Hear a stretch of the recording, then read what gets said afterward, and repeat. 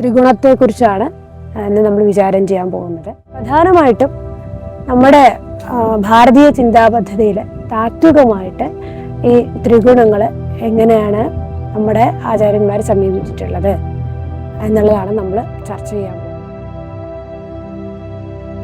ഭഗവത്ഗീതയിൽ നമുക്ക് എല്ലാവർക്കും അറിയുന്ന വളരെ പ്രശസ്തമായിട്ടുള്ള ഗ്രന്ഥമായ ഭഗവത്ഗീതയിൽ എങ്ങനെയാണ് ഈ ത്രിഗുണങ്ങളെ വിചാരം ചെയ്തിട്ടുള്ളത്, ത്രിഗുണങ്ങൾ എങ്ങനെയാണ് ഇത് ഓരോ വ്യക്തിയെയും സർവചരാചരങ്ങളെയും എങ്ങനെയാണിത് സ്വാധീനിക്കുന്നത്, ഇതിൻ്റെ സ്വാധീനം കൊണ്ട് എന്താണ് നമുക്ക് ഉണ്ടാവുന്നത് എന്നൊക്കെയാണ് നമ്മുടെ വിചാരം. നമ്മുടെ പ്രധാനമായിട്ടും സാഖ്യത്തിലൊക്കെ ത്രിഗുണങ്ങൾ വളരെ ഫണ്ടമെൻ്റൽ ആയിട്ടാണ് പറയുന്നത്. അപ്പോൾ സാഖ്യത്തിലൊക്കെ ധാരാളം ത്രിഗുണത്തിൻ്റെ ഫണ്ടമെൻ്റൽ ആയിട്ടുള്ള ചർച്ച ചെയ്യുന്നുണ്ട്. ഇതുകൂടാതെ വളരെ വിശാലമായിട്ടുള്ളൊരു ചർച്ച നമ്മൾ കാണുന്നത് ആയുർവേദത്തിലാണ്.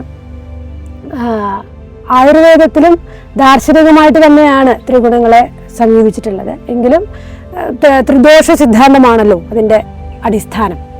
അപ്പോൾ ഈ ത്രിദോഷ സിദ്ധാന്തങ്ങളുമായിട്ട് ബന്ധപ്പെടുത്തി ഓരോ വ്യക്തികളിലും ഇതിൻ്റെ ഏറ്റക്കുറച്ചിലുകൾ എങ്ങനെ ഉണ്ടാവുന്നു, പ്രത്യേകിച്ചും ചരകത്തിലൊക്കെ അതിൻ്റെ വിമാനസ്ഥാനത്തിലൊക്കെ വളരെ വിശദമായ ചർച്ചകളുണ്ട്.